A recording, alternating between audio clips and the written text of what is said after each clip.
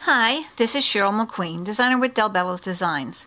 This video tutorial card is one that uses a simple theme for a phenomenal effect. I found the inspiration from a painting that I saw, and it uses only a few tree stamps and a stunning blended hillside landscape. Let's go ahead and take a look at the supplies that I'll be using today. I'll be using the Lavinia Multifarious Smooth and Supreme cardstock. I have cut this to be 3 inches by 6 3/4 inches. We will also cut a piece of cardstock for the frame. This one will be cut to 3 1/4 inches by 7 inches. We will then take a piece of cardstock for our base in a color that you choose. I like this red color for this particular one. And this one will be cut to 7 1/4 inches by 7 inches. And then we will fold this on the 7-inch side, so that we will have the 7 1/4 inch on the long edge.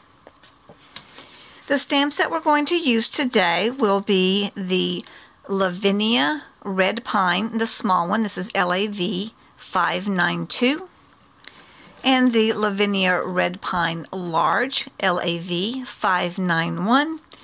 And then we will use a couple of the Lavinia Small Pine Trees. And this one is LAV 836. I'm also going to be using a moon mask. This one that I have here actually has 2 pieces, so it's got your moon base that we will lay down to create the white part, and then we will have this mask that we will add to get our crater look. The ink that I'll be using for the basic stamping is going to be the VersaFine Clair Nocturne, and the inks that I will be using to create our background will be the Distress inks. This one is Carved Pumpkin, Barn Door, and Black Soot. I'll be using some blending tools, so I've just got some regular blending brushes and then a little blending dauber. And then I'm going to be using the Sweet Poppy Detail Stencil brushes as well. I will use a stamping platform. As you can see here, I have a little sticky grid down so that I don't have to use magnets. We'll also want to go ahead and have on hand a fine tip black pen for just a few of the little details that we will draw in. I also have a water bottle and a paintbrush. I'm going to use those to add just a little bit of shadowing and depth to the landscape area. To create our landscapes, I have actually taken some scrap paper and just cut various different levels of hills, just little different versions so that I can use them to create the look that I want here. And then I did go ahead and put a few clouds floating across the skyline. And with that, I just took a piece of scrap paper and tore it just to create kind of a rough little edge so that I can get that cloud effect. When we put our card together, you can use either a paper glue or I like to use an adhesive tape. That way it makes it just a little bit quicker and easier to put the card together. Alright, so let's get started working on our project. So to start out on working on our project, we are going to take our Lavinia piece of the cardstock to begin making our background first. So the first thing that we want to do is we want to apply our moon mask.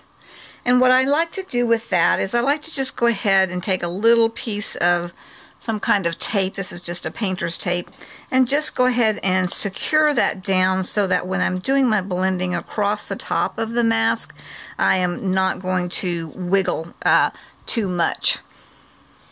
So we will start out with putting that down. And then what we're going to do is we're going to take our different pieces of paper that we have cut to create the hill slopes. So I'm going to sort through these and find the one that I created for our very first card. I did this one to have just a little bit higher mountain hills there for our very front one. You can kind of see how I did that on this one right here. I'll try and keep that card handy for us. I'm going to also go ahead and tape my card down so that it doesn't wiggle too much while I'm doing my blending. So we'll just take a couple more pieces of that tape, and that just keeps it a little bit more sturdy. And now I'm going to place this piece just right over here, and then take a little piece of tape to secure that. And then I've got a brush that I am going to use with the black soot. Now for this particular hill here, we're going to go ahead and do it pretty dark with our black soot. And let me go ahead and show you. So I started out with the black soot at the bottom. And then I went on to a little bit smaller hill right here that runs into it. And this is still using the black soot, but it's a lighter hand. And then I went to the barn door, and then finally the carved pumpkin. So I'm going to go ahead and go through those steps, and we'll probably go ahead and speed it up just a little bit so you don't have to watch me the whole process through. But basically you'll just see as I progress up on my hills.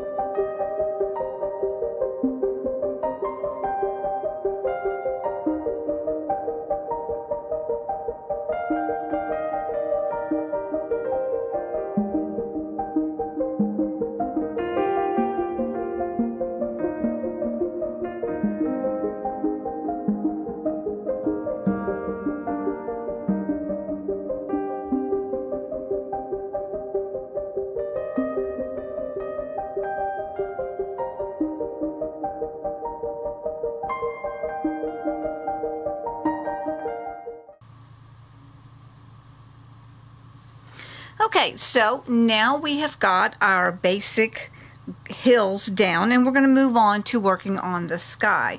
So as you can kind of see in this one, I went ahead and did it darker at the top and then flowed down to a little bit lighter color. And again, these are both going to be using the black soot.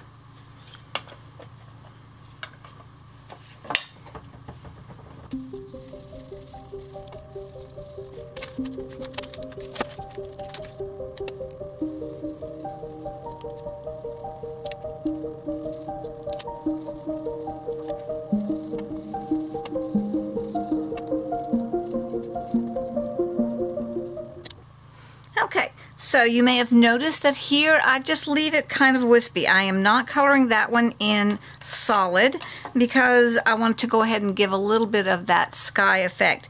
Also, it doesn't matter that it might come a little bit into this because, as I said earlier, I'm going to go ahead and add some atmosphere, not atmosphere, I guess depth is maybe more what I'm looking for, in shadows, into the hills in order to give them a little bit more of a realistic look. So we will go ahead now and remove our moon mask. And then we're going to take our orange and our barn door, our carved pumpkin, and we're just going to start out by putting a little base down of the carved pumpkin. Now again, I am not going to do this just like real solid. I want to have variations in the color and the shade. And also, I don't mind going a little bit outside of the ring. This does two things. One, It kind of gives a little bit of an aura glow around the outside edge, but it also picks up just a little bit of the black soot that is in the atmosphere. And this just kind of brings in a little bit around the edges to add some shadows and add to the crater look that we're going to enhance here in just a minute. So just kind of go lightly over it. Again, it doesn't matter if you have lighter and darker shades. Doesn't matter if it's lighter around the outside of the moon, because that's where you're going to kind of have a lot more of your reflection. So just kind of do that. And like I said, don't worry if you're about dragging the black soot in, because again, that just gives you just a little bit of atmosphere. Then we're going to go in with our barn door and add just a little bit of darker shading. And this we're just going to kind of brush around in places, just to give some, again, some darkness and some lightness to help us to get our crater look. And hopefully you can see this on camera as I'm doing it, but if not, I'll show you the picture at the end, and you should be able to get a little bit more clear view. Okay, so now I'm going to take this crater part of the moon mask and go back in, still with my red barn, or barn door, and I get barn door, I believe is the actual name of it. And I'm just going to go in and put a few of these craters in. And we'll actually probably go back on top of it with some more color to just blend them out so that they're not quite so dark and stark. But we still want to have that image of the craters on the moon there. Alright, and I think I'm going to go ahead and go back in and add just a little bit more of the barn door. Just want to kind of give that really cool atmospheric look here. And again, it doesn't matter if we go outside, because that color just gives it that little bit of an aura around the moon. Alright, and then I'm going to go back, and I'm not going to add any ink. I'm just going to touch a few places with the black soot that's on my brush here. If I decide I need a little more, I can add it, but I think there'll be just enough just to add a slight tiny little bit of more shadows. Then we're going to take our black soot and that piece of paper that we tore to create this rough edge, and that's where we're going to put in our look of the clouds floating across the sky. I personally like to use this little dauber just because it gives me a little bit more control when I'm doing this part instead of the blending brush. And I'm just going to go and lightly place some clouds floating across the moon there. Maybe a little bit down here at the bottom. And then I'll add just a couple down here in the lighter part of the sky. Again, we're just trying to create that little look of atmosphere. Alright, and I may just brush lightly over some of those. Alright, and there we've kind of got that really cool looking atmosphere. Now, you can see our hills look just a little bit flat, so this is where we want to go ahead and add in some interest. And the way I like to do that is to just put a little bit of the black soot down on my work surface, just kind of over there to the side. I can scoot that over just a hair so you can kind of see what I'm doing, and then add just a little bit of water. Then we're going to take our brush, our paintbrush, and we're just going to pick up a little bit of that ink. And we're just going to add just a little bit of shadowing.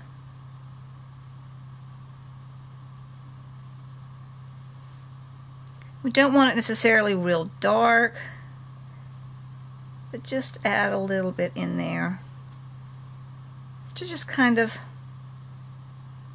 make it look where it's not quite so flat, that it actually has some depth to it.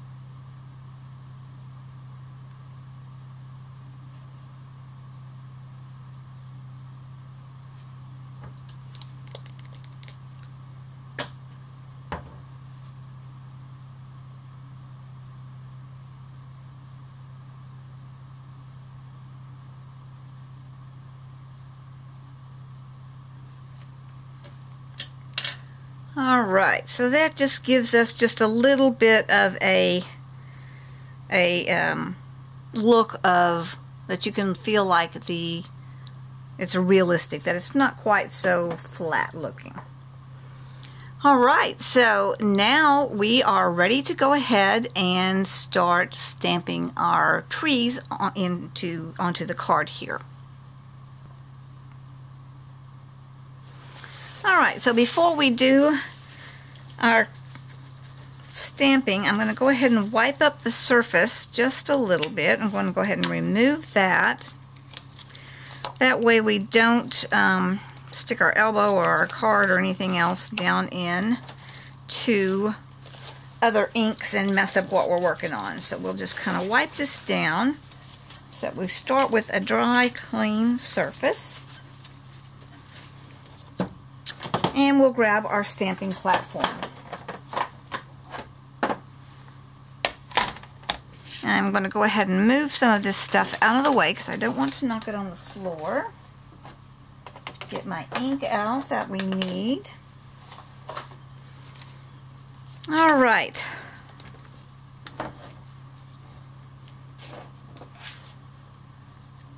So I'm going to place my card down onto my stamping platform. And then we're going to start placing our trees around our card.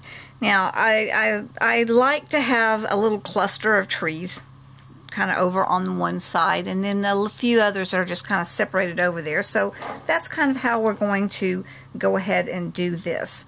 So let's start out with the large one of our trees, the what do they call it? Red pine. So we'll start with the largest one, and I'm just going to place it right. Oops, I think that's my small one actually. Here we go. Let's grab the large one. Place that right about here. Now one thing I do have is a little piece of scrap paper, because I don't necessarily want it going down, my tree trunk going down really far. So I'm going to go ahead and get that stuck down, and then I will slide this little piece of paper underneath so that my tree trunk doesn't come quite at that far down. Alright, that's about the place I want it. And then I will, I'd actually just go ahead and tape that so it doesn't wiggle. Go ahead and ink up my stamp.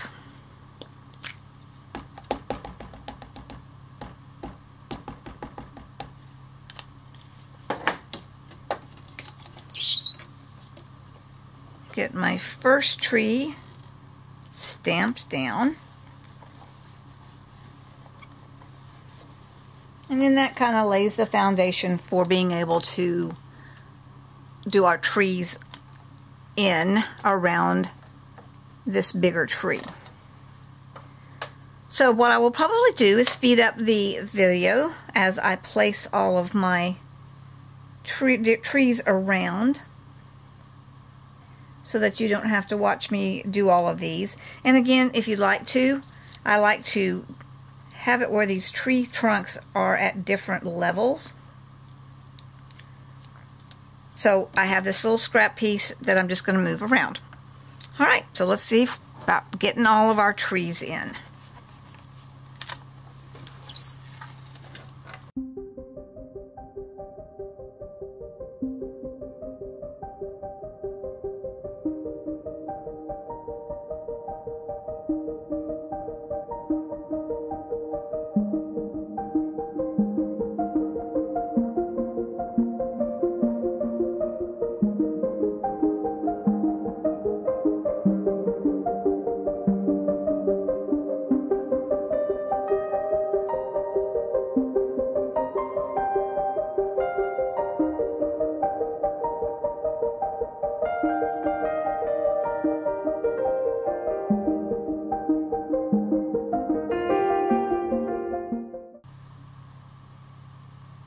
Okay, so now we can remove our card from the stamping platform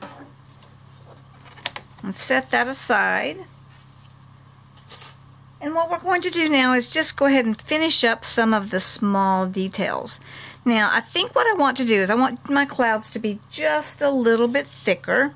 So I'm going to go ahead and go back in and add just a tiny little bit more onto some of my clouds here, just to make them show up just a little bit more and give it just a little bit more of that atmosphere.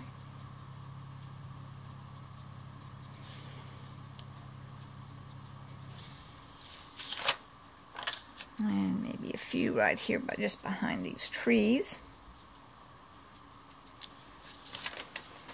All right, and then I'm going to now take my black pen.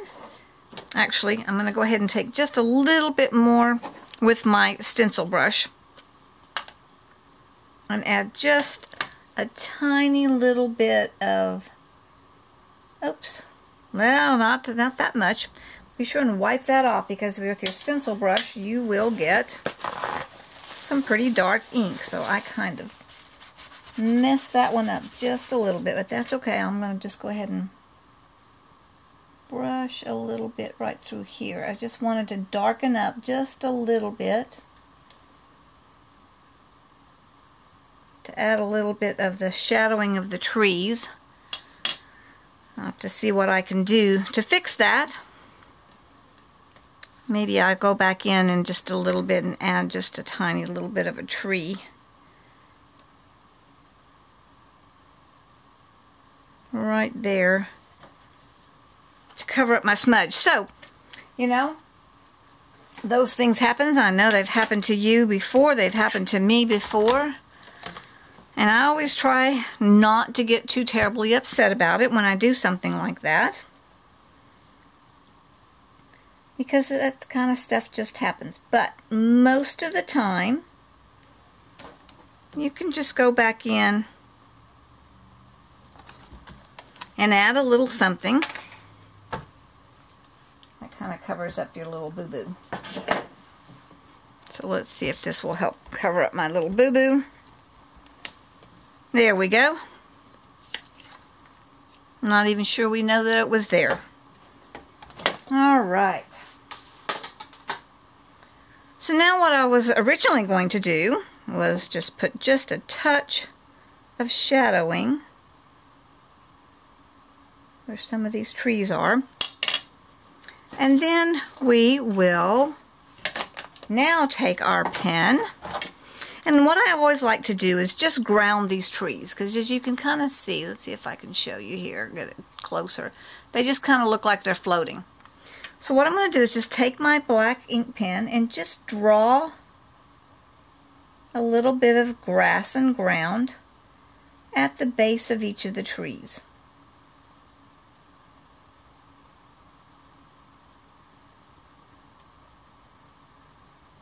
And you can add a little bit of ground,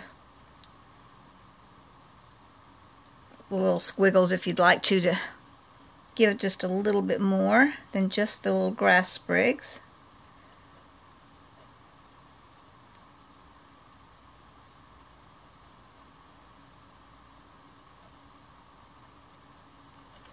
So I don't know if you can kind of see now how I've put those little grass and groundings in.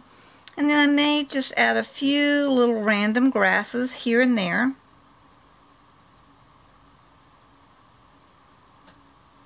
Just to kind of make sure that we get a little bit of a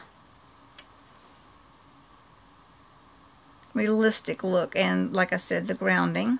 I'm only going to do it in these first 2 layers. I'm not going to go up into the red and the orange.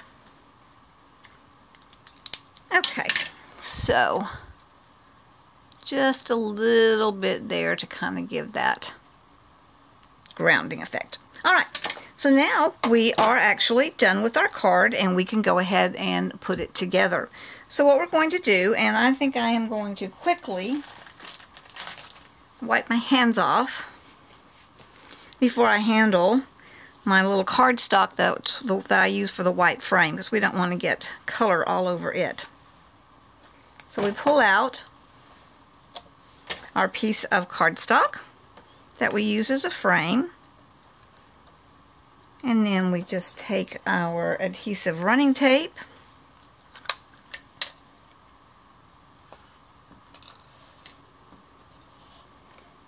oh, this one doesn't want to cooperate. There we go. Running tape around all the edges.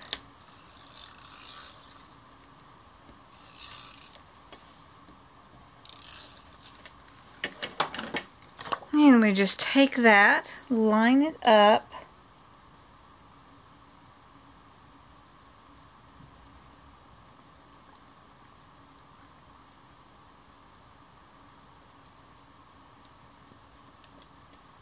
and press it down. I mean, I got that one slightly crooked.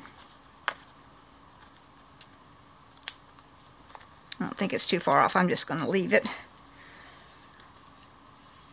Alright, and then for our final piece, we'll take our card base and do the same process. Go ahead and make sure I've got a nice crisp fold.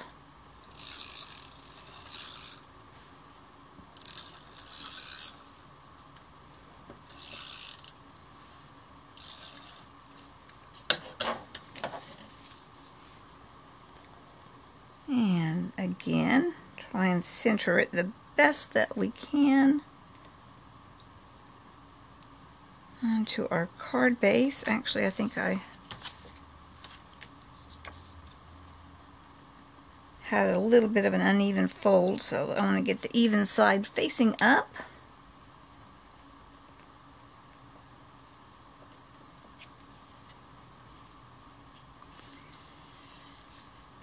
And get that adhered down, and there is our card. I like the effect that this gives because it's just so nice and clean. Thank you so much for watching my video tutorial today. I love this card because it goes back to the basics for creating the background, but the colors are simple and so is the design, and it just creates a really beautiful autumn scene. Be sure to check out more tutorials on the design team page at delbellosdesigns.com. Have a great day.